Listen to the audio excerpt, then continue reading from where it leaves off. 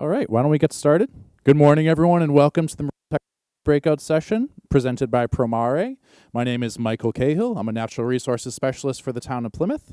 This panel is going to be focusing on marine technology and ways that we can incorporate technology to solve some biological and traditional project problems in the marine environment. So I'll start off by introducing our panelists. To my right here, we have Paige Galacki from Greensea IQ. We have Ian Estevan Owen from Jaya Robotics, and we have Mike Brosnahan from Hui. I'll give the mic around, and they can take about a minute or so to introduce themselves, then we'll get started. Paige, if you want to start us off? Hi, everybody. I'm very excited to be here today. I'm going to talk to you about a new product we just launched called Everclean IQ. I just started in the marine industry, so some of this is brand new to me. I've been at Greensea for about 6 months, but I've been in product management and technology for a lot longer than that. So prior to coming to Greensea, I worked in a video technology infrastructure provider that was in the crypto space, and then prior to that, I was in financial technology. So I've been working on products and focused on users for a long time, and no exception in the maritime industry. So, thanks. Great, thank you, Paige. Ian?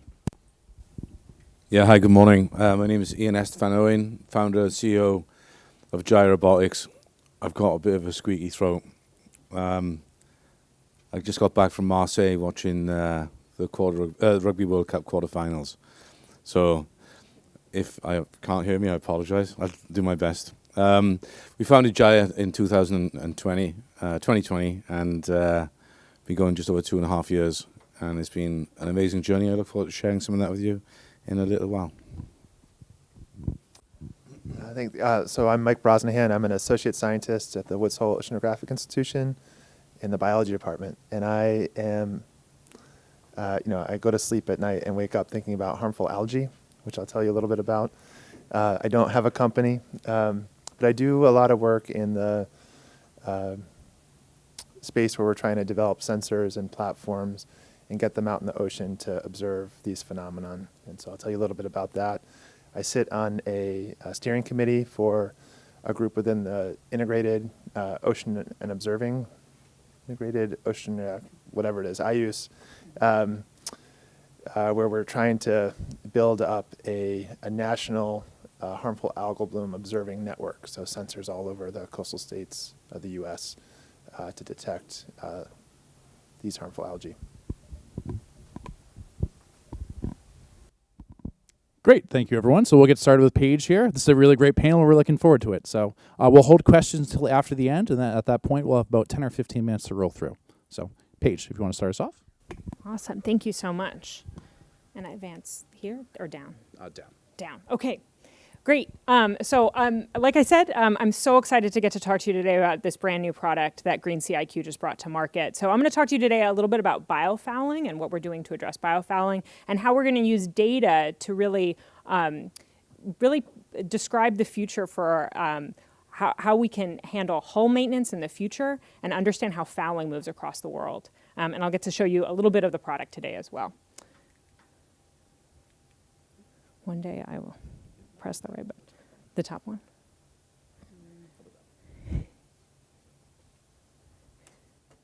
Great. Okay. Cool. So I'm going to start with a big, old problem, which is biofouling. And as many of you know, biofouling is the accumulation of micro and macroorganisms and small animals on any material that's submerged in water for an amount of time. And biofouling has two big problems associated with it. One, it increases the roughness on a hull, on an otherwise very slick hull. And this means that it takes a lot more power and effort to move a vessel through water. The second big problem is that it also can be a vector for the spread of invasive species. And now in the modern world, that vessels are moving all around the world, we run the risk of spreading invasive species from one ecosystem to another. We've been contending with the effects of biofouling for as long as we've had vessels in the water, which is longer than we have written records. And we've dealt with biofouling in pretty much the same way, which is this sort of bottom right photo, which is a guy with a metal instrument tries to scrape off biofouling at the waterline. And pretty much we're kind of still doing this today. But we've used other materials. We've used tar, we've used tallow, we've used animal hair, copper and lead sheathing, all on vessels, all to try to make vessels move through the water faster and easier. Modern vessels today use very advanced coating. So commercial vessels pay lots of money to get the most advanced coatings applied to the bottom of their vessels. And many times those coatings have biocides in them, so copper is very common. Another sort of approach to these coatings is also, they're called anti-ablative coatings. So they don't necessarily prevent the accumulation of fouling, but they are designed to kind of slough off the fouling as it moves through water. But we know that these coating manufacturers will say, oh, these coatings will last 2 years with perfect coating. If you talk to vessel owners, they'll tell you it happens a lot faster than that. So we know, if you go to the next slide, oh, you got it, that life will find a way to create drag. So when that occurs, we do what we've kind of always done, and this is still the case today in for the majority of vessels, which divers go into the water and they take these big metal brushes and then they just scrub and chisel off the hard fouling that has accumulated. And of course, there's a couple of problems with this approach. One is that this is relatively dangerous, right? So depending on the conditions in which the divers are operating, there might be, the water might be very turbid and you might not be able to see. And occasionally we will lose a diver under these conditions. The second is that this is quite damaging. So you are a vessel owner and you apply this fantastic, very advanced paint. It accumulates biofouling. You have a guy who goes in the water with a big metal brush. He's scraping off more than the fouling. He's also scraping off your coating. And that, of course, has secondary problems, right? The coating is falling into the water, so ports are concerned about the amount of copper that might be accumulating in these ecosystems. And you're also scraping off the fouling as well. So we also have concerns about invasive species in these waterways where cleaning is occurring. And these cleanings are really happening too late. For many commercial vessel owners, they're cleaning their vessels every 3 to 5 years. And so in that time, even if we buy what the coating companies are saying, which is that they have perfectly clean hulls for 2 years, and they don't, they're accumulating fouling in that time, and it takes tremendous amount of excess fuel to move these vessels through water. And so they're spending perhaps millions of dollars in excess fuel to move these vessels through water, and of course, the carbon emissions to go along with it. Oops, wrong direction. Great. So I've talked a lot about problems this morning and sort of imperfect solutions to these big problems. But I'm going to kind of paint a different picture because this is the Blue Futures Conference. We're looking ahead. We're innovating. So in this grand future, we're cleaning up our oceans. We're cleaning up our act. We have alternative energy projects like Vineyard Wind thriving and proliferating. And the maritime industry is no exception to trying to clean up our act and to prevent climate change. And the IMO kind of the maritime industry kind of looks at the potential opportunities to reduce the carbon impact of our industry. And they say, they see fouling. IMO estimates that deterioration in hull and propeller performance accounts to 9 to 12% of the global greenhouse gas emissions of the world's fleet. This is a huge number. This is potentially single-digit worldwide greenhouse gas emissions. And so the maritime industry says, okay, we are going to change how we're doing this. We're going to take these divers out of the water. That doesn't make any sense. We're going to put these little robots in the water, and they're going to scrub even the lightest layer of slime on a regular basis to maintain always clean hulls. And even better than that, they're going to be loaded with sensors. So we're going to be able to not only clean hulls more regularly than human beings can, we can understand our vessels better than a human being ever with an underwater camera ever could. So the great blue future is not here yet. We are not quite doing this, but the robots, they exist. That is here. And this is EverClean. And there's a robot upstairs, and you can see it, and you can touch the soft nylon brushes. We are not using heavy metal brushes. And I'm not going to read you the spec sheet here, but suffice to say, these are the little robots that go aboard the ship. And they're manufactured and produced in Plymouth. And we have an event after today's events. Please come and see our production facility and get to see more robots. And so these robots, in addition to cleaning, also have tremendous amount of sensors on them. And so there's sort of a question. What do we want to do with this sensor data? Which brings me to EverClean IQ, which is the product that I am working on and we just launched last week, which is the culmination of this. So in its early stage, this is going to be looking like empowering vessel owners with additional data. So they're getting report data. In the case when they're using divers, they're getting that report data in PDFs. We have also historically provided in PDFs. We're going to move that report data to a flexible UI. But the bigger question here and the vision is really about creating the world's best data set on hull conditions. If we have robots that are in the water on all kinds of vessels all around the world collecting data, we can create the world's best hull data. And we might be able to then prove to the world that this should be the de facto way that hulls should be maintained. And so that's really what we're aiming to do. We have 3 goals along our way here. So 1, in the near term, empowering our users with more data to make more accurate decisions about the maintenance and conditions of their hull. Establish a direct correlation between maintaining a clean hull and its impact on performance. We have, as a challenger product, we are challenging divers, which is the old way of doing things. We have to prove that this matters and that maintaining a clean hull is the way to go, and you will see a bottom line figure for your decision to maintain a clean hull. And then what do we want to do with this data in aggregate?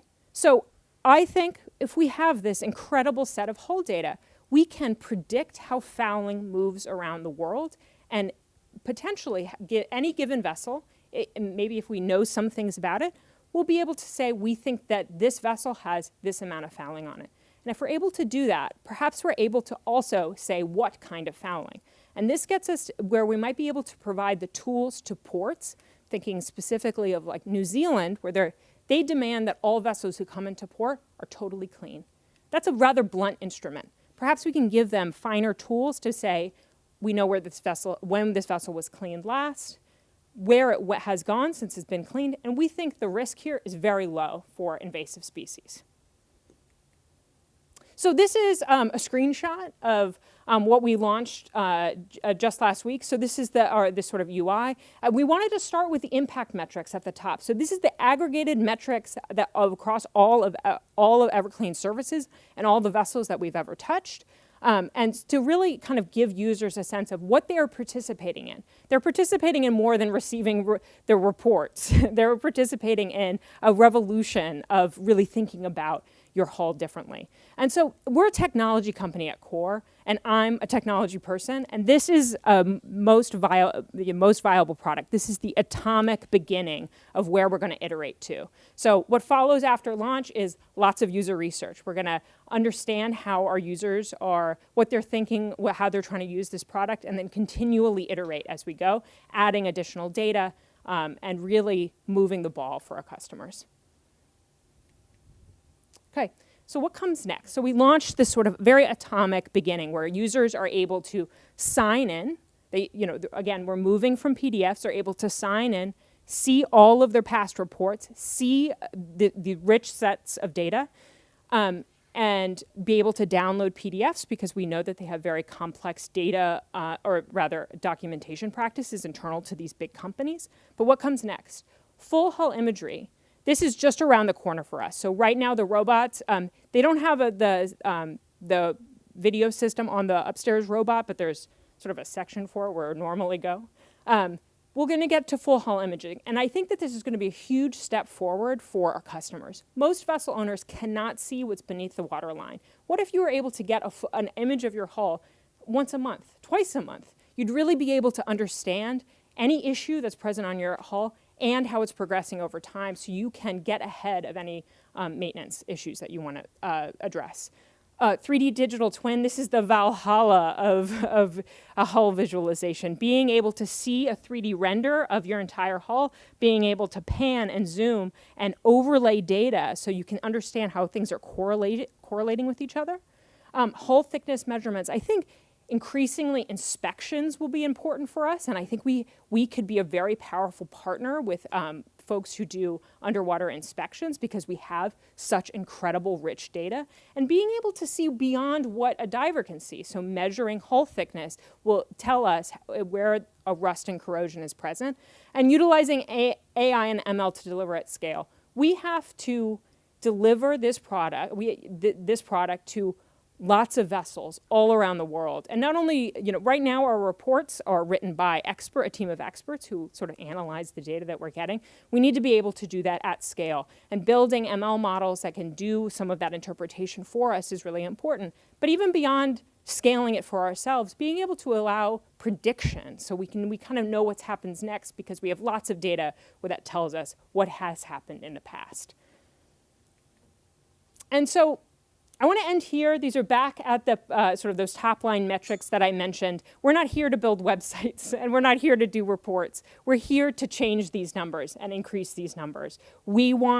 Ultimately, I wake up every morning thinking about how much fuel can we save our customers? What does that equate to in CO2 emissions? And this is just, the EverClean IQ is just how I'm and my team is going to address these numbers. But these are really why we're after what we're after. Thank you so much.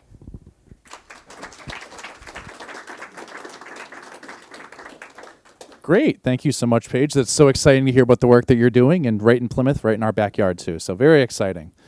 So I know I said we'd hold questions, but maybe if anyone has a question right now, we can just do one and then we can skip ahead to the next presentation. Sure. I'll just run the microphone over to you so we can run the recording.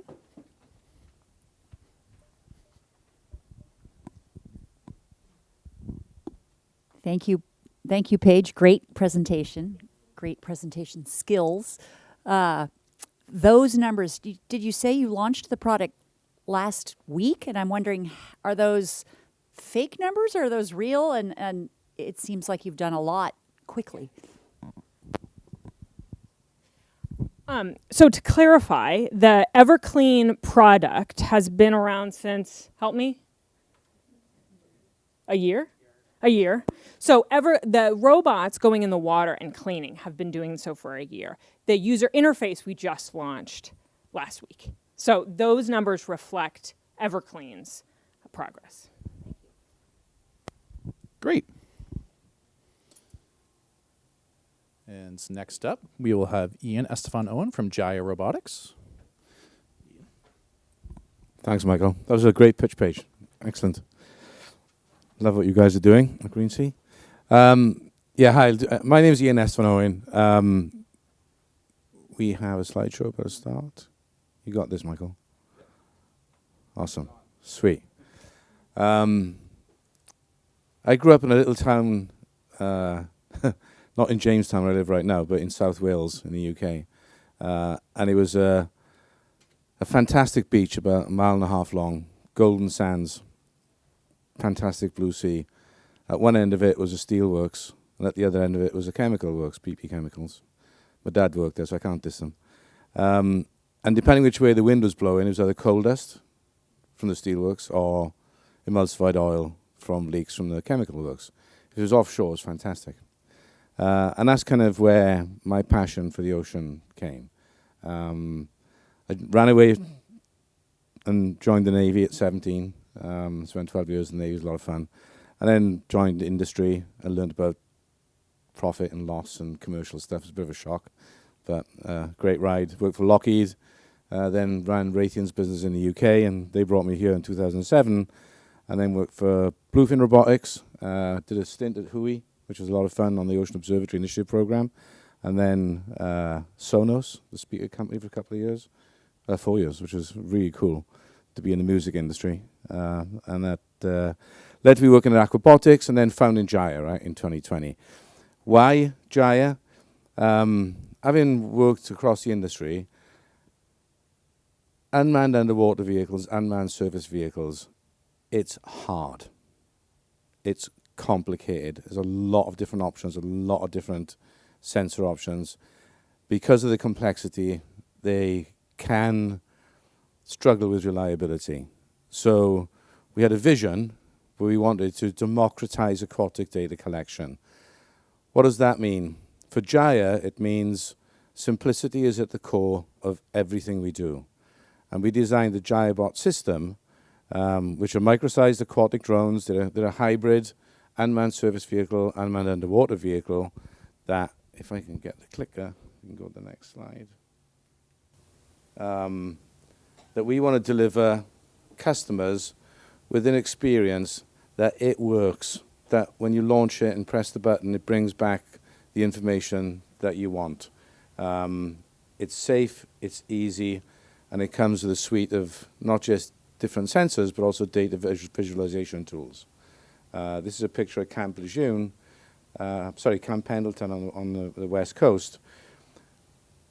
Our goal is that a citizen scientist working for a non-profit environmental organization on a Saturday morning can go out to a local pond, to the seashore, launch the vehicle, collect the data, bring it back. But it also has a level of sophistication in the data it collects that it can be used by a senior scientist to provide inputs to models and the tools that they use, whether it's oceanographic or other hydrographic type work. But also for our warfighters. In order for the US to maintain its naval superiority, we have to understand better than any other country what's going on in the water, how it's affecting the way that our sensors are working, our sonar systems, etc.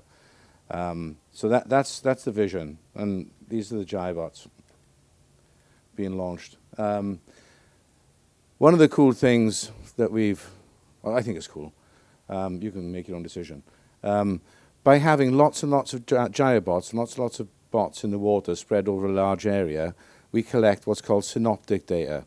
And what that means is that we can use much lower resolution, lower cost sensors, collecting data over a wide area. So if I imagine this room, I can have a bot in every part of this room, and I know what's going on there, temporally connected to what's going on in the back of the room. The aggregation of that data, and we drive on the surface and dive down vertically through the water column, I know what's dynamically happening throughout that area, throughout that water column, throughout that volume, which I think is a really interesting proposition. So if I've got a $1 billion, that's exaggerating, sorry, $1 million vehicle, and it's going up and down, up and down, up and down, up and down. When it starts here, it's got no idea what's going on there. So that's the different proposition that we offer. Currently, we have the Hydro and the Prime. The Prime, it's a little bit cheeky, right? It's a payload delivery vehicle. So you can put different payloads on there. I'll leave that to your imagination.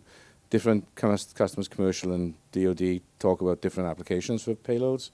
And the Hydro, we've currently sold over 50 of these in various pods. We call them pods, swarms in the air, pods in the ocean. And it's equipped with a CTD device.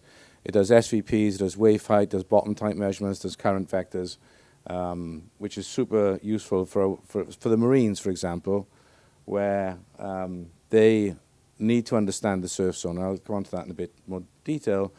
But also naval oceanographic groups, where they need to do sensing over large areas. 15 bots can do a 1 by 2K area in 15 minutes. 30 minutes, sorry, which is not a lot of time. Out, back, done, nobody in the water. It's a very modular design. It's one platform with many different applications, and I'll come on to that in a second. And we are currently putting everything we've got up in the cloud. So you've got all our user interfaces, our tools, mission planning. So I can control a mission from this room with something that's operating in the Philippines. And I can see the data that's being collected.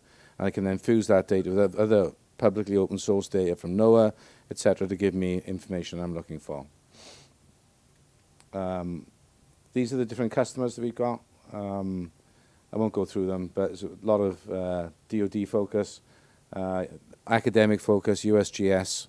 So things have moved really quite fast for us in a fairly short time, which is both awesome and scary, because we've got a small team. I've got a picture of them. And currently in development, we've got the bio, where we're adding dissolved oxygen or ORP, right depending on the customer's choice, temp turbidity, CO2, and conductivity. The whole HAB thing becomes super interesting when you've got that sensing suite. So to have a pod of Gyrobots over an area that are reacting and responding to real-time data, you can start tracking where that HAB concentration is, where the boundaries are, where it's moving, etc. The Echo, we're currently in development with that with a company called Marine Acoustics. We're adding hydrophones to the vehicle so we can listen to stuff under the water. There's a number of different applications for that, both commercial and DoD, as you can imagine. This is what the Gyrobots look like on a beach. It's a 3-vehicle kit. They're pretty small. There's a really cheesy photograph coming up that I kind of hate, but it's there anyway. Right now, the U.S. Marine Corps, they've got these really, really expensive, really, really cool vehicles. The Marines jump in the back and they drive from a ship through the surf zone. Unfortunately, they are tipping over in the surf zone, and Marines have been trapped inside and are dying. The Marines, to characterize a beach and what the surf is and what the conditions are like, at night, about 30 of them tie ropes around their waist so they're all connected. They go out in the dark. They have lead lines, right? That's a weight with a bit of rope, right? And they drop it down, and it takes them 8 hours to do about a 200 by 500 meter swath of beach. That is ludicrous. And that's exactly what they do today. That's exactly what they did in the Second World War. With a Gyrobot system, we can do that same area of beach in 30 minutes. And we're currently being evaluated by the Marine Corps out in Camp Pendleton. We've attended a number of different events. Other parts of democratizing aquatic data collection, it has to be easy to use and easy to learn how to use. We can train somebody to be like a level, we've got different levels, a fairly kind of competent operator in less than a day. So when you've got a training course that takes 2 weeks to learn how to use the system, and you don't use it for 6 months, and you come back and use it, and you miss a checkbox, oh, there's no data. And that's 16 hours of a mission wasted. Or, worse still, it doesn't come back. And there's some examples of some data collected on the beach of Camp Pendleton. A mission planner, that mission is less than a minute to create. It literally is click, click, click, drag a line, and it automatically knows what bots you've got, what spacing you want, and it'll deploy it. You throw the bots in the water, you press play, and off they go, and almost always do what you want them to do. I've covered that. The other thing that we are evangelistic about is our open source software. We've kind of really seen dividends of that both in the academic arena, where universities are taking our software, University of Delaware developing Swarm software, so they will design the software or change the software so that it'll react to real-time stimuli that it's experiencing from the sensors on board and inside the vehicle and respond to those sensors. So tracking something called frontal genesis, which is like wicked cool. I never knew what that was until a couple of weeks ago. But basically, frontal genesis is tracking in the Delaware River the saltwater wedge that comes up during the tide changing, which is pretty awesome. They need to know that because it affects, and CSAT, cool bunch of guys from Kittyhunk, not far from here, started that company. They're now based in San Diego. That's their black vehicle. We integrated the Gyrobot, did a demo down at the Navy base in Newport a few weeks ago. It took hardly any time at all. We've integrated with drones that go up in the air, identify a visual location. They then take control of our system and drive the bots to that area to do the survey. So really, really like easy to integrate with our system. It's been designed from the outset with that. That's our team. Mr. Toomey there is our most recent join. He's an intern. We've done a try before you buy. We brought folks on as contractors or interns, and if they've worked out, then we've just been super effective. And that's from local universities, UMass Dartmouth. Michael Rock is from URI. So we've got a cool little team. We started the company in December 2020. We had a PowerPoint in March 2021 with these three guys on the left, myself and Jason. We went from PowerPoint to prototype in 6 months. We launched our first prototype in September in Narragansett Bay, just south of the Newport Bridge or the Pell Bridge. It was awesome. It worked. If it hadn't worked, I wouldn't be here. I'd probably be divorced as well because we bootstrapped the company for the first 9 months, and that took some support from Mrs. Est van Ooyen.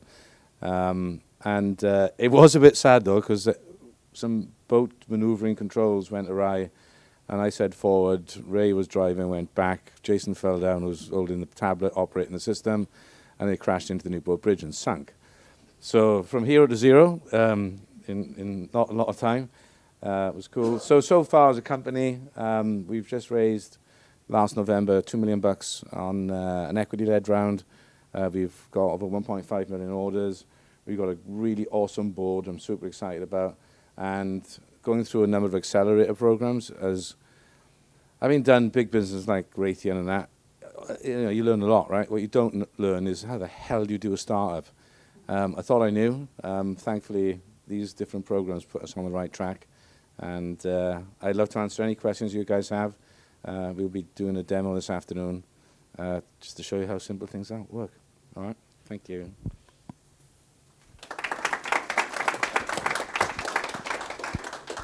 And if anyone has a quick question, we can do that now.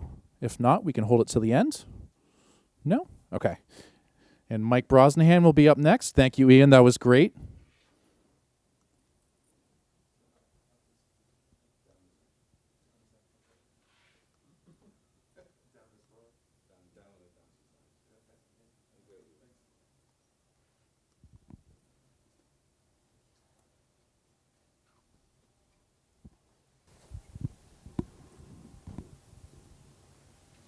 Yeah, hi again. So, Mike Brosnahan. I didn't found a company. I'm here as a customer of C-Track. I'll talk about their platform in a little bit. So I mentioned at the start that I study harmful algal blooms, or HABs, sometimes called red tides. But I wanted to actually provide a little bit more context for my work, picking up on some of what Paige talked about as well. So this image in the background, this is the West Atlantic. This was published in the Washington Post back in July. And where you see that dark black blob out on the Grand Banks, the sea surface temperatures were 15 degrees Fahrenheit above the multi-decadal average, which is shocking. And you can see this temperature anomaly kind of all throughout the eastern seaboard here, and it was all over the world. You can look at this data a little bit differently. So this spaghetti plot, this is a neat website hosted by the University of Maine. All those little gray spaghetti lines, those are the sea surface temperatures in the Northwest Atlantic through the last several decades.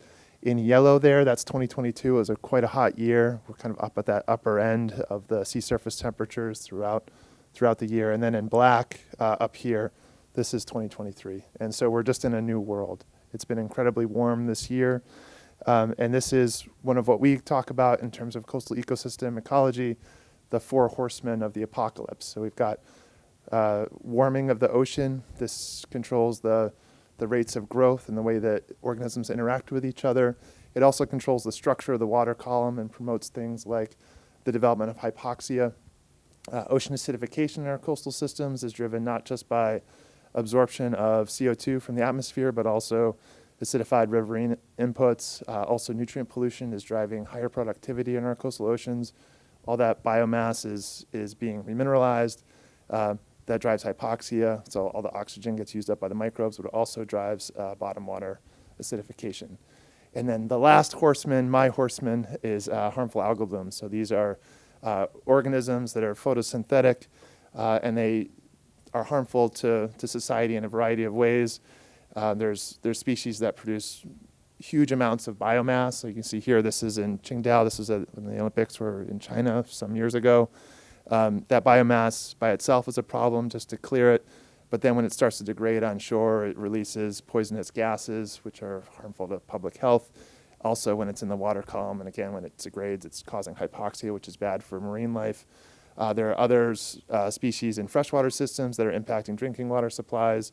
And there are species that produce toxins that can directly kill fin and shellfish that we're often trying to grow through aquaculture these days, but also can be poisonous to humans. So when it contaminates our seafood, that causes widespread closures. And so my team is especially focused on those biotoxin-producing organisms, and we've been tracking their occurrence in our region and throughout the world. In New England here, we've had a long history of something called paralytic shellfish poisoning that's caused by this organism down. This is a video. Sorry, I pulled this from something else. Alexandrium catenella. That's not my, that's pretty fun. So that's Alexandrium catenella right there. This is like a holdover from COVID when I had to record all these things.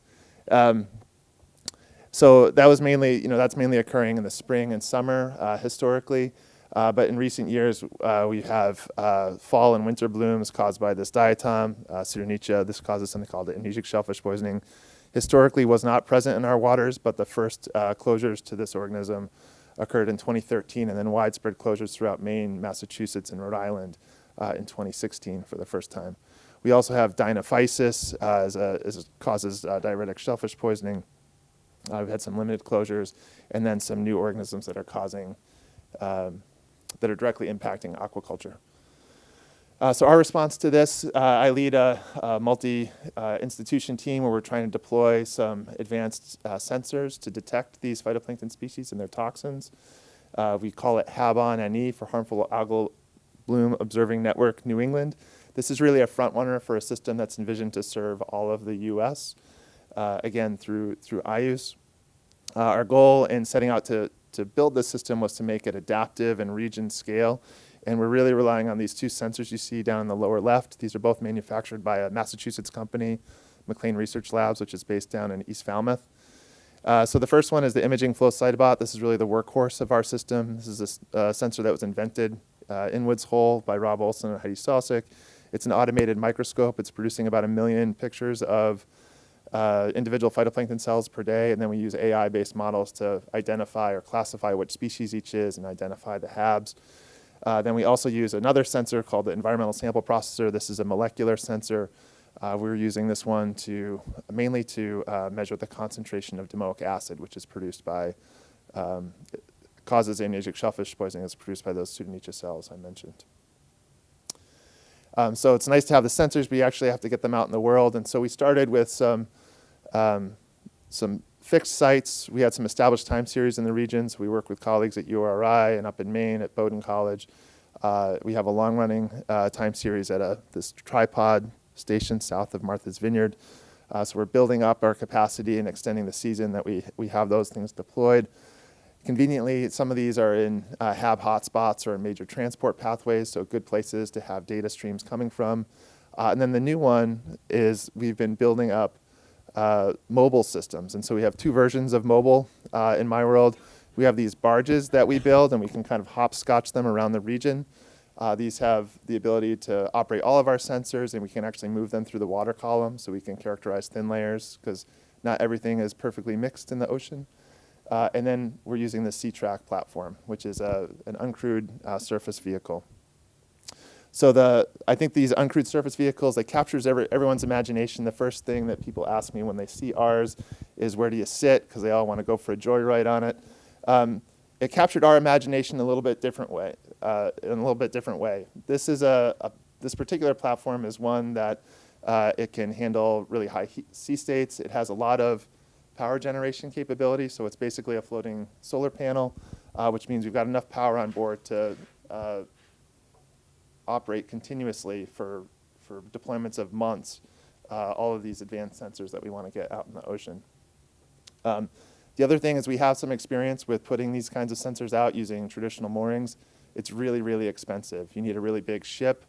You need a lot of crew and a lot of tackle to get the kind of gear that can withstand ocean conditions for months at a time. And you end up being battery limited, or you have to build an even larger mooring. So this doesn't require that. We can just drive it out to some piece of the world and have it just sit there as an untethered mooring, just have it station keeping. The other thing that we see in that model is the ability to scale. So we can have a limited number of operators kind of monitoring the operations of these boats and the data streams coming off of them. And we could have, a dozen of these sitting out in interesting places on the water. So that's all nice. It's a really beautiful piece of hardware.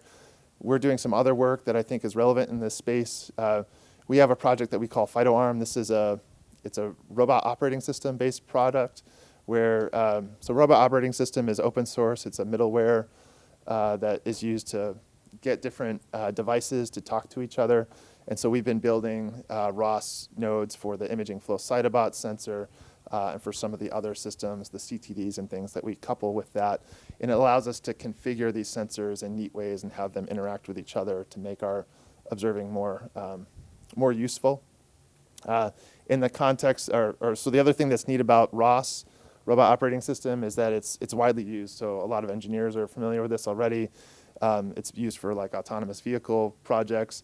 There's neat things like this Foxglove browser that allows us to just plug in and kind of tune into all of these different data streams that are coming off of our products and see how things are interacting. We can monitor stuff in real time this way. We can borrow code from other groups really easily. And we're starting to take some of our code products and contribute them back to ROS Index and some of these other open source repositories. Now, to the context of this uncrewed CTRAC system, so we obviously wanted to get this IFCB, this microscope system, into the boat. We have this other problem. So when you produce 1 million images, that takes a lot of space. So we're producing gigabytes of imagery per day, and it's really expensive, even now in 2023, to move gigabytes of data through a cell phone network. So what we've been doing is updating the imaging flow cytobot so we can run convolutional neural network image classification on the sensor itself, and then just be pushing text reports back over satellite connections. We were able to demo this for the first time in 2023. We did 2 deployments of one of our CTRAC boats sitting out in the parking lot. This is a picture out off of Martha's Vineyards. We were out there for about a week. And then we spent another month plus up at Isla Shoals, which is a major transport pathway right up on the Maine-New Hampshire border. Interestingly, we didn't see any Alexandrium, which is kind of what we were hunting for when we wrote the project. But what we did record was a lot of Tripos muelleri, which is a novel dinoflagellate to our region, and it was kind of the story of 2023. So we had this really expansive bloom of this particular organism. You see some pictures of it there. It was just coating fishermen's gear in this kind of brown slime, and it's something that we haven't really seen before and is likely related back to just these highly unusual ocean conditions we experienced. Kind of where we're going with this system. So we have some new projects that are just starting and a new collaboration with colleagues up in Canada. We're going to be moving some of our deployments of the CTRAC up into the Scotian Shelf region. So if you see here, this is where we think a lot of the Pseudonychia blooms that have started to impact our waters are developing. So they're starting up off of Halifax and then coming into the interior of the Gulf of Maine. And if we can start to detect those blooms and characterize them where they're starting, we can provide 2 months of advance warning to our resource managers and stakeholders so that they know that this toxic bloom is developing and potentially a problem. The other piece of this that I'm not going to have a lot of time to show you, but I invite you to go check out, we have all of our data is made publicly available as we create it.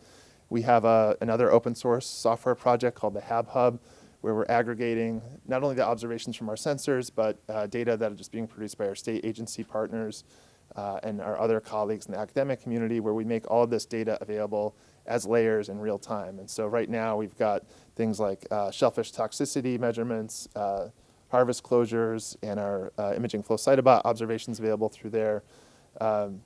We'll soon have the toxin measurements that we're making with our sensors, and also we're working on making some remote sensing ocean color products available through this as well. So that's kind of a quick whirlwind of my world. So some summary points. Our coastal oceans, it's not just in our region, it's everywhere. They are changing incredibly quickly, and this affects all ocean life, including these organisms that are really problematic for us and that we need to know about when they occur. There's significant unknowns specifically about HABs, about when, where they're going to occur, and we can't really rely on just correlations from the past. So what happened in the past doesn't necessarily apply to the patterns we're going to see in the future. Systems like HAB-ONY are going to provide surveillance for us so that we can recognize when these events are occurring and respond to them. And we really see a lot of promise in platforms like the CTRAC that allow us to get these sensors out in these parts of the ocean where the blooms are developing, so we can have advance warning about them coming.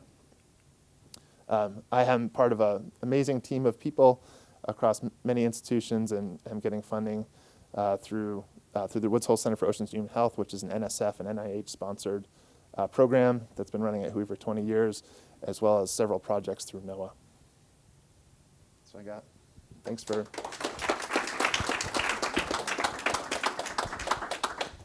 Great. Thank you so much, Mike. It's great to see practical applications and uses for these robots out in the natural environment. So great to hear from you. Also, I want to acknowledge Alessandra from C-Track Systems, who's able to join us today. So a round of a hand for Alessandra, please, as well. Great. Does anyone have any questions for Mike? Sure. Thank you. I might have missed this, but how long have you been collecting this data, like the like microscopic data and things like that, where you're pulling in a million images a day? The first time series was established at that yellow tripod off the south coast of Martha's Vineyard, and that's been running more or less continuously since 2006. Oh wow! And then we've, over time, the instrument was commercialized about 2010, and since then we've been steadily expanding the number of sensors that we're operating. So lots now. Yeah. How much are you saving? Like, sorry, I don't know, Mike, but how much are you saving, like in the archive? Like, how much for the history? Do you have the full time series? I'm just imagining the scale, but also like, what can you go back and reference in terms of like things moving throughout the ocean? So we do store all of the data, and it's not just of these HAB organisms. It's a neat cross section of the diversity of algae. Most things that grow in the ocean aren't toxic. I think specifically to HABs, some of our best data sets in terms of understanding long-term multi-decadal change are coming from the states. So the states, all the states operate biotoxin safety programs where they're planting shellfish and collecting them at regular intervals and testing them for toxins. One of the challenges with all these new species is that they have these programs targeting paralytic shellfish poisoning. And so when we had the emergence of domoic acid, everyone was scrambling because they weren't sampling correctly to detect this new toxin. So by having systems like the ones I described, we can alert them, okay, this is something new. The standard, you can't process your shellfish the same way you were and expect to get good quantitative measurements of what the risk might be. Any more questions for Mike? Sure. Are you doing macroalgae too, or just microscopic?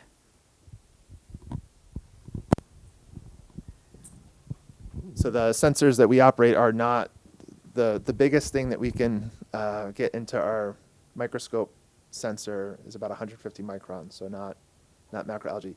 But there are I'm going to mess up the name. There's this red macroalgae, Dactyus. Do you know it?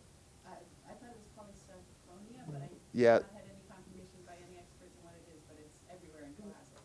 Right, and it's been expanding up from Long Island, and so really substantial changes. And this is all very novel and new, and is a big problem. And so it's What did you say it was? don't quote me on that. I'm gonna mess it up. It's been a while. Yeah. Okay. Yeah. Naturalist did Yeah. it. Hope for the best. And it looks like we had one more.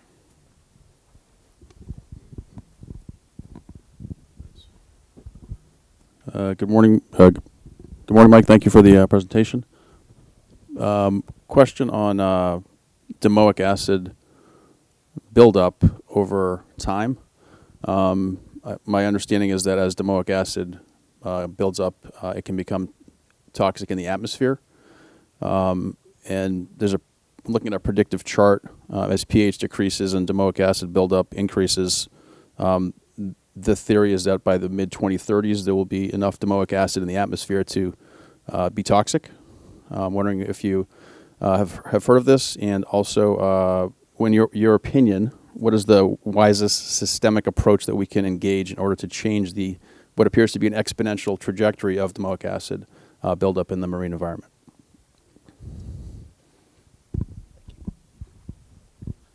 I can't even pretend to answer this one. So this is way over my head.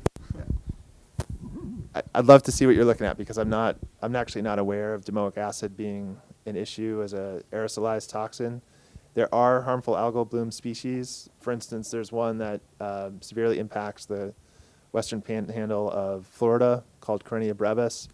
That does produce an aerosolized toxin that is blown on shore. And if you've ever had the unfortunate experience of taking your vacation during a Florida red tide, or it also happens along the Texas coast, you'll feel like you have flu symptoms when you're anywhere near breaking waves because it does get up in the air. But I'm not aware of that. So mostly what we think about with domoic acid is exposure through seafood. One of the things that we're tuned into, so domoic acid was, I say only characterized in the late 1980s, actually through a bloom that occurred up in the Canadian Maritimes. The action thresholds are based on acute toxicity, and we're really interested in the potential for regular, like chronic low exposure affecting things like memory and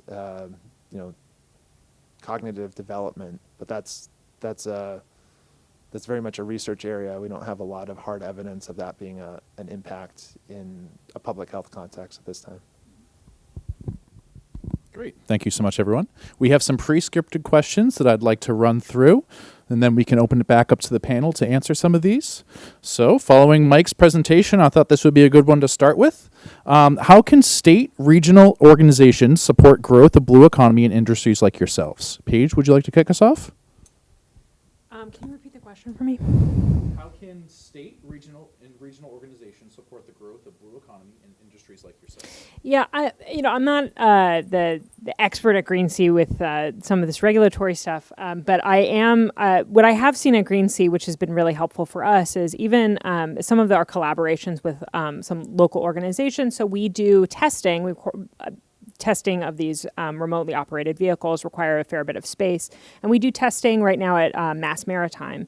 And they've been wonderful collaborators with us to actually let us use their swimming pool, which has sort of a neutral space for us to test our autonomy. And so it's collaborations like this, I think, and sort of an open-mindedness, too, about these new technologies coming in that I think will really help move the ball for keeping some of these early technologies advancing. We know that maritime industry moves slowly, and there's a lot of reticence for some of these new technologies, so the more we can kind of keep an open mind about getting even some of these early applications in the water and testing and sort of trials would be fantastic. Great. Ian, Mike, any thoughts on this one? So specifically what local governments and states can do is to experiment and push adoption of some of these things. So we bought our first Sea-Track vessel in part through support from the state of New Hampshire.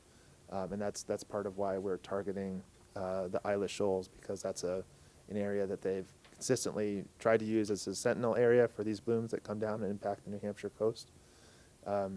They had a real warrior at the microscope who retired, and it was a big blow to their biotoxin monitoring program, and so they were excited to explore the use of some technologies to fill the void. So that's one kind of obvious suggestion. Another one is really to look to forge collaborations with the academic research community, the business community, to work together, because we're all confronting these problems. So if we can kind of serve many needs with the collection of these data, it means the data is going to get collected, and we can respond to it and solve problems. I think a big part of Gyre getting involved in this, because we're wicked busy, as you can imagine, right? There's a lot going on. Why are you at a conference like this? I think it's incredibly important, and hats off to Mike and his team for putting on something like this, which gives visibility to different tech that's in the area. I was chatting to some folks in Rhode Island that were doing water quality monitoring, and we were talking about pollution spills, and they said, hey, I said, could you use our gyrobots for that? They said, no, not really. I'm like, okay, why is that then? Well, we use boats.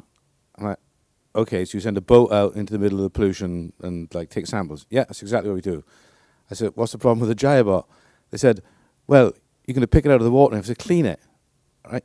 Okay, but you're going to be, to me, that's kind of okay, I'm putting people out in the middle of the pollution, picking stuff out of the water versus sending a robot out, which you can come back, put a pair of gloves on, give it a rinse, give it a wash, done, right? So I think there's a educational piece that towns, states, and different organizations within those states and towns can work. There's a collaboration piece. Like, I just feel that we can be so goddamn parochial sometimes, right? This is Rhode Island, we need all this for ourselves, right? We have got a southeastern New England sector, and we can wrap that up around the corner past Boston, right up into that kind of southern New Hampshire, Maine area, where we've got a hotbed of awesome tech. And I just wish we could work more collaboratively together as states, helping, like, not just, because we're all in this together, right? It's our East Coast. What happens in Jamestown, Rhode Island is ultimately going to affect something up in Portland, Maine. Access to funding, right? Grants, different applications. I think every state has got their own program. They're important, getting visibility. But more importantly, reducing, I think it's incredibly painful sometimes to apply for some of this stuff. It's so bureaucratic. There's so much information required for like so few dollars. When ultimately what we're trying to do is something good for the environment, for the state. The lady that was chatting about Plymouth, where they've got their digital twin or the Smart Bay on the previous breakfast session. Access to the waterfront, right? It's so important for companies like Jaya, for you guys, right? For Alessandra and Seatrack. Access to the waterfront. It sounds easy. It's not easy. We are lucky we're at the Herreshoff Marine Museum in Bristol. We've got easy access. How long that's going to last, I don't know. But yeah, working together, access to the waterfront, access to funds, especially for startups. You guys have sorted. You know, Ben's awesome, right? Yeah, that's my takeaway. Great. And speaking of some opportunities for collaboration, a lot of these robots or Thomas vessels require ample room for testing. What are some ways that industry members can work together to kind of share these areas, and if there's some potential for development for testing sites? Does anyone would like to start us? I feel I talked enough then. Like I mentioned, we partner with Mass Maritime to help with some of our testing, and I think what would really help us is more opportunities for things like that. I mean, really, where we need to kind of go next, I literally have a slide deck proposing Q1, and this is one of the bullet points, which is we really need access to vessels, and we really need to do explicit data collection activities. And so the more opportunities where we're able to identify, hey, there's a nice collaboration point where there's a vessel in a harbor, or we have access to this particular area, we might be able to say, oh, we can go do data collection activities. So that's certainly helpful for us sort of looking ahead and what we want to do with data. But as far as testing with the vehicles, certainly, opening up opportunities where we do have, pools. We're literally operating out of a swimming pool and being very clear about those opportunities, I think would be really helpful. Any other thoughts? Sure. Alessandra from Seatrack Systems. Thank you. And to be clear, you're asking how to find more opportunities for testing? For collaboration. I mean, I think it is the needle in the haystack that we all seek, and groups like Blue Futures, there are other blue tech industry trade associations that are proliferating.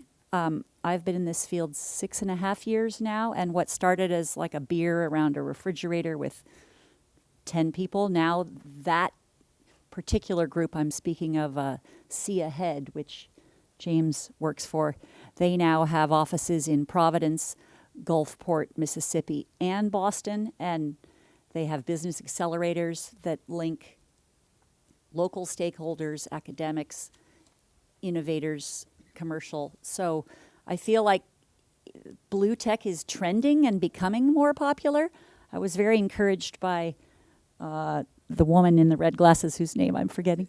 Susan is introducing blue tech to elementary and middle schoolers, and then high schoolers become college interns. So I I don't have the answer, but I feel like all the macro trends, climate change, technology, crowdsourcing, STEM increasingly popular. Like our timing is right, and I think we all getting together in rooms like this and having a little alchemy and catalyst for thinking creatively. That's the best I can do right now. Great. Thank you so much, Alessandra. And last question that we'll kind of focus on, and then we'll open up to the audience, see if there's any more before we wrap. What does the future of the industry look like? And what are some opportunities and challenges that you see kind of ahead of us as we progress? Mike, would you like to start us off?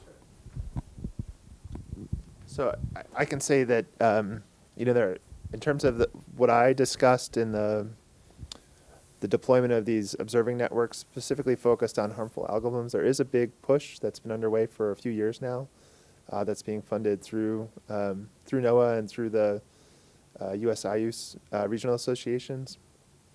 So that's growing. I think we've been a front runner in this space in New England, but there's also a very mature project in California. So the state of California actually invested in buying a dozen of those imaging flow cytobot sensors, and they have 7 stations deployed and a couple of moorings that they maintain now.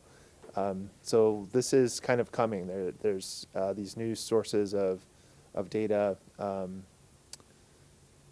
and that sort of similar infrastructure is being built up for Alaska, which is an area which you can only imagine how difficult it is to monitor for HABs impacting communities in Alaska, the Northwest, Gulf Coast. So I expect that adoption to continue. Another space that we're really interested in is how to repurpose some of these tools to better support aquaculture specifically. So can we make a business case where a grower or a hatchery operator, by operating some of this equipment, can really dramatically improve their production and hedge against risk from some of these blooms coming in and destroying a year's crop. So that's a start. Thanks, Mike. We've touched on data, right, quite a lot. My wife works for the Navy, and they've got something on their unmanned underwater vehicle, which is bigger than mine, source of contention at home, is a synthetic aperture sonar, right? It collects massive amounts of data, so terabytes. We're all collecting data. I don't have the answer, right? But there's a lot of data. How do we have systems that can effectively slice, dice, mine, and get the information from that data that we need? Maybe it's something called Green Sea IQ. But that is like where AI and ML, I think, comes in to this whole data management, data extraction, so we can get meaningful answers to the questions that we are asking. We touch on aquaculture. I'm not sure I see a lot of aquaculturists driving around in their own private helicopters right now, right? It is hard to start a business like that. It's hard to find the right site. Having some sort of organization that is supporting aquaculture startups, farmers, aquaculturists in, is this the right site? Has it got the right properties? Is this going to get the crop yield that you need? Because they can't go out and buy a bunch of gyrobots to do that survey, right? It's just too expensive. But is there some organization that can help them and say, okay, so I see growth in that area as well. Lastly, system of systems. One thing doesn't solve all the problems, right? We are a little robot that can go 7 miles really quickly.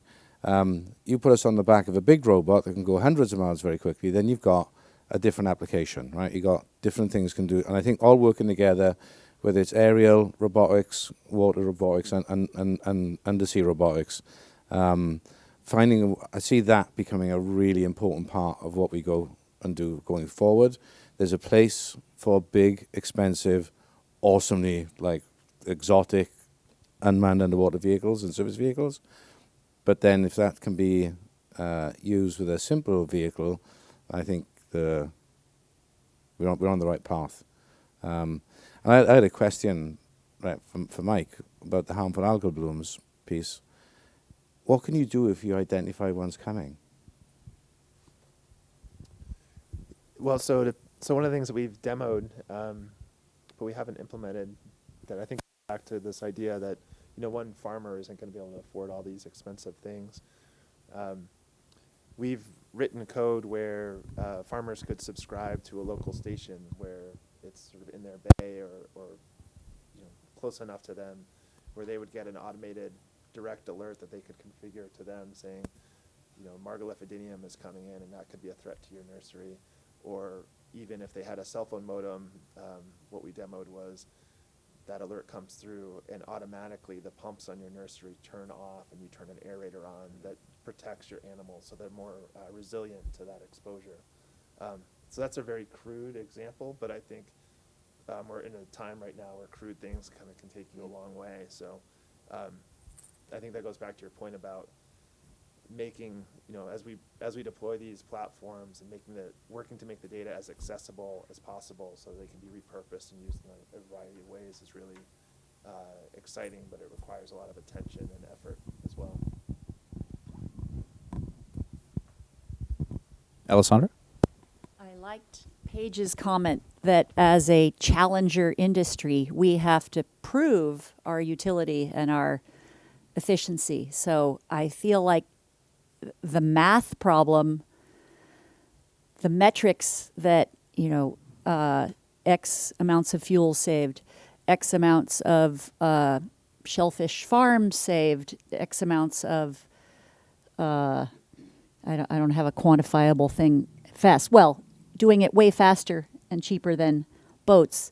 Sharing those metrics that are readily understandable to lay audiences, in addition to, all you guys are here because you care and you're sciencey and bluey and watery, but to have and I mean that all in the height of compliments to all of you, by the way, to translate it to, I hate to have to dumb it down, but lay person things that impact their own lives, our industry as a whole could get better at that.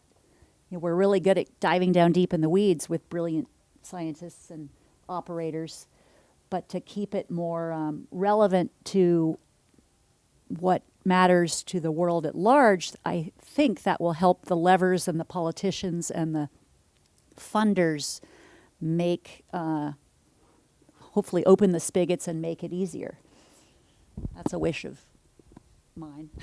Great, a very optimistic note. Paige, any future opportunities for growth? And Yeah, I think for commercial vessel owners, there is currently and will continue to be a big push around the environment. And it's really up to our industry to make that as easy as possible for these vessel owners to achieve that. So things like CII has, sort of kicked in. But this is really what I think will be just the start, and what I hope to be just the start of increasing sort of regulations and regulatory tools so that we can understand our impact. So that's what I really see for the future of the industry, is a very large focus on the environment. It may take us too long, but I see that that's sort of our near-term efforts. great. Any final questions from the audience?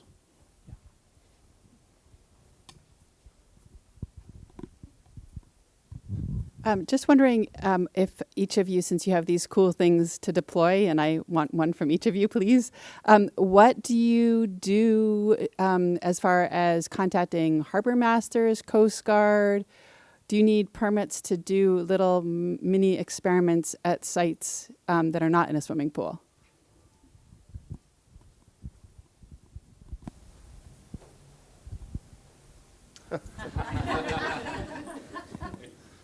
So I have a fun story about this. The first time that we deployed the Sea-Track, this was years ago now, we were working up in Maine, and we contacted the harbor master and the Coast Guard, and we talked to everybody. They said, "Oh yeah, that sounds fine." You know, they basically treated us like we were operating a remote control boat or something. And so we went out and we deployed just north of Portland, and things were going really well. We had a boat out there following it, and it was going so well. We were kind of doing some other sampling, let it go like, half a mile away from us. And somebody on shore saw this boat and thought it was an overturned sailor from the local college. And they called the fire department. We didn't know about any of this, but we're on this peninsula and we just hear all these fire trucks coming down, and like, oh my gosh, I don't see any smoke, but something bad's going on.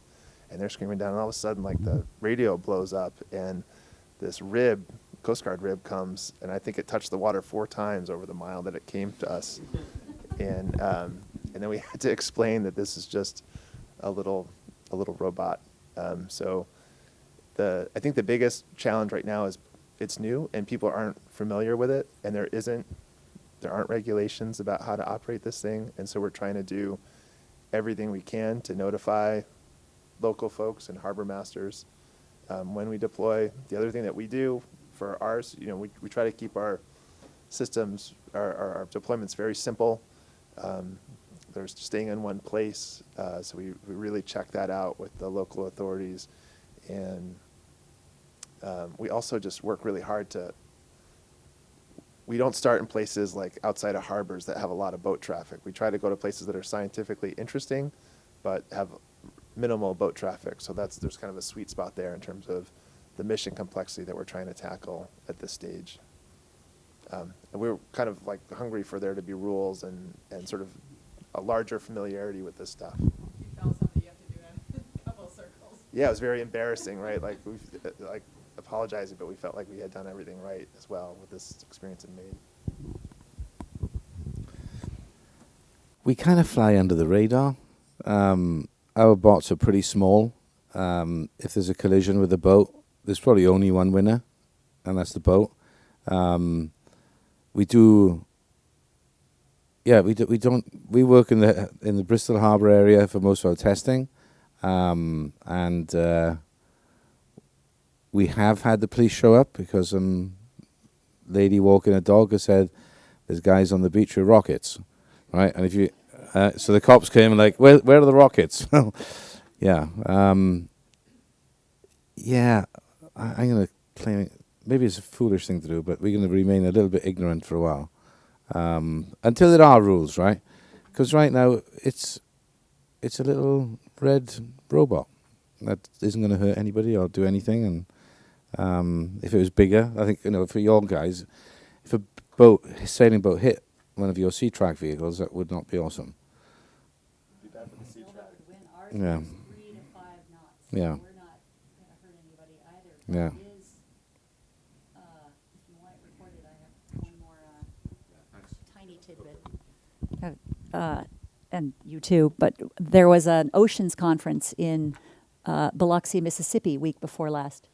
James was there. There was a breakout session with, important people around the world up on the panel, a military person, a maritime lawyer person, a lifelong Blue Tech executive, a former NOAA, head of NOAA oceanography, and they all were kind of like, well, we need it. The regulations, the Coast Guard can't do it all alone in a void. Europe seemed a little bit more ahead, and I wanted to hear, Brett is not in this room, is he? Because I think Brett might know.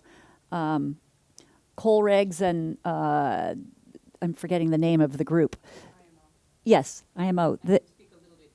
Yeah, thank you. They all say we need it, and since no one has done it yet, the practitioners should write a white paper and start a working committee and grow the regulation that we want rather than having it imposed from people who don't know what would be ideal and efficient. So it is a giant elephant in the room that needs addressing. You want to, Laura? Can I pass it to Laura?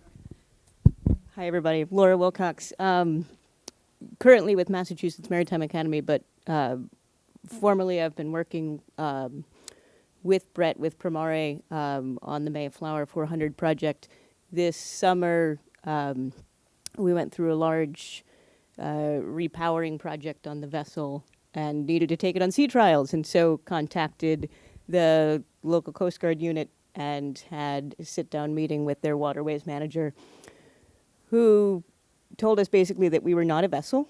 We were, in fact, a hazard to navigation. Therefore, we should not display any running lights, which the vessel is equipped with. It's about a 50-foot-long vessel, and it looks really fast, but it only goes 7 knots.